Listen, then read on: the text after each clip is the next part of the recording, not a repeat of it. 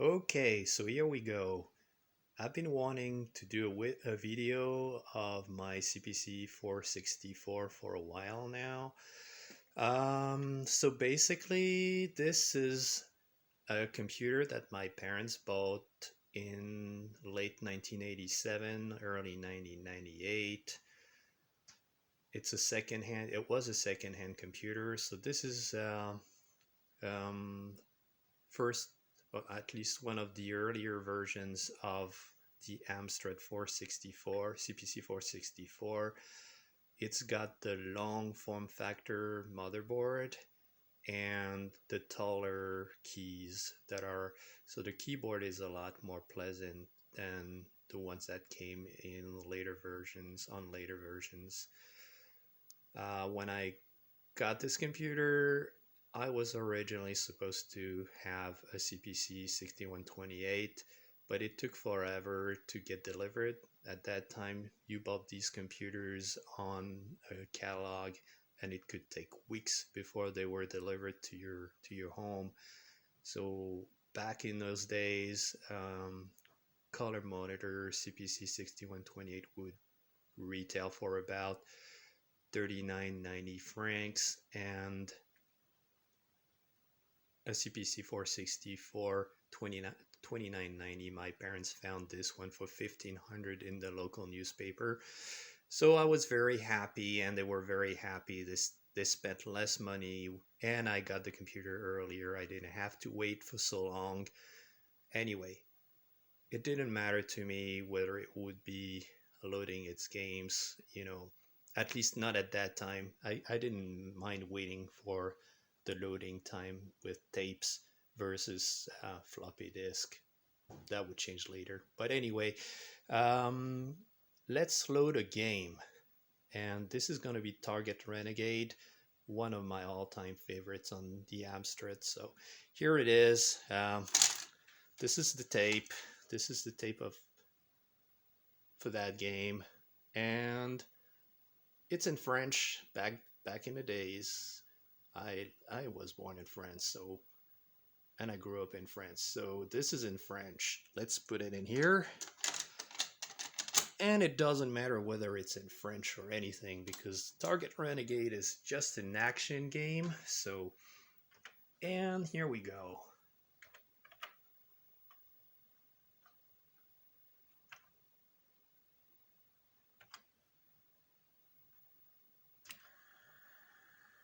The loading is started.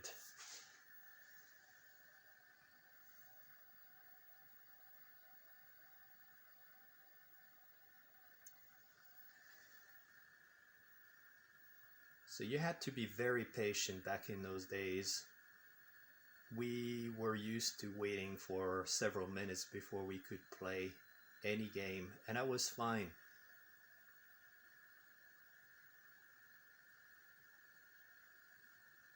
When I got this computer, it came with a game. It came with 3D Grand Prix. And this really was a revelation to me.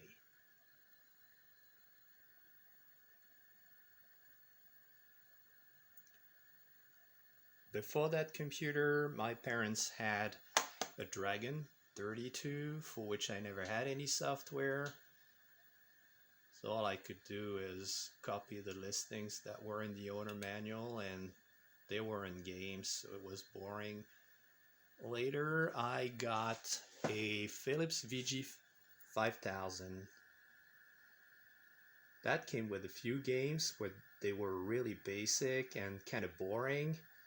So when I got this computer, the Amstrad, damn, it's not focusing too well. When I got the Amstrad, it was, like I said, a revelation. The games were so much more advanced than anything I had experienced before, that even though it was fairly basic, it really seemed to be extremely sophisticated to me. I had a lot of fun.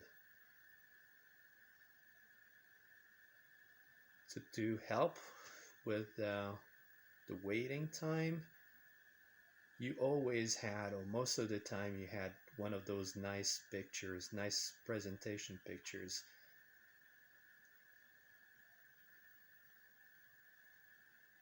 They were much nicer than the actual graphics of the game.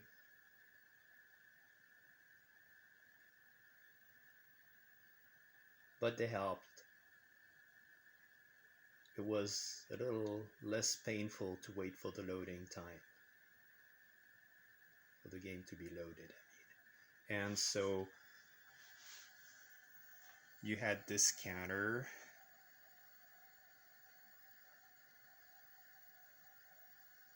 So you could see the progression of the game, of the loading of the game.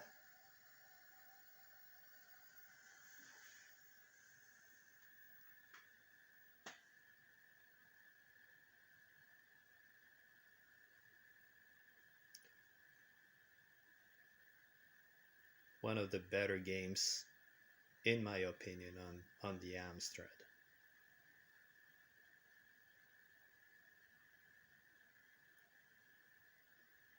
I still have this computer, but I had sold it to one of my friends, one of my best friends, because the 16-bit computers were a big thing, you know, a few years after I got this one, this 8-bit Amstrad. So I convinced my parents to get me an Atari 520 STF.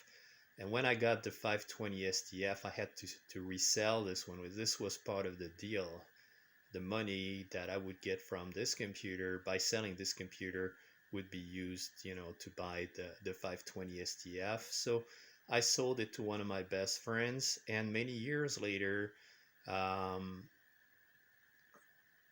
the Amstrad was stored in my friend's parents' attic, and it was collecting dust. It was pretty much worthless at that time. I mean, it had no commercial value. You could see these everywhere for sale for nothing. They're cheap. Anyway, my friend offered to give it back to me, and I certainly accepted it, and I was very happy to see that it was in fairly good condition, still very functional, and it came with the DDI1 external floppy disk drive. This is not the one I had with the computer originally. I also have that other drive, but this is a later one I got when they were very cheap and quite easy to find in the classifieds. I'm very happy I got it. So it works very well. I had to adjust it manually.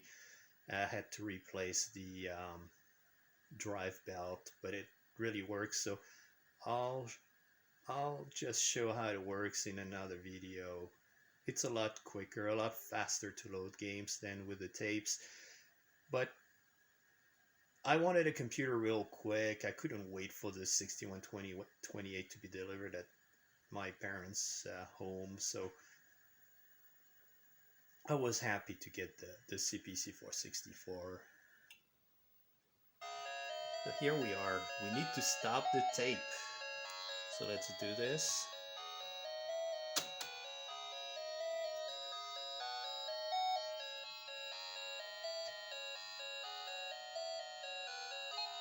And here we go. Let's redefine the keys. To play this kind of game the right way, you need to use one of the best joysticks, I think, from the time, from that period. This one is the Konix Navigator. You could also get the Konix Speed King, which was a little cheaper. But this is the great one. So let's do it. I'm not gonna play much because I'm one-handed there, and so one of the very much more fun things with this game is that two players could play together, and it was really a whole lot of fun. Let's start. Try to not get killed too quickly, but damn. There you go. Oh, I'm in big trouble with one hand. Alright, so this guy is off his bike.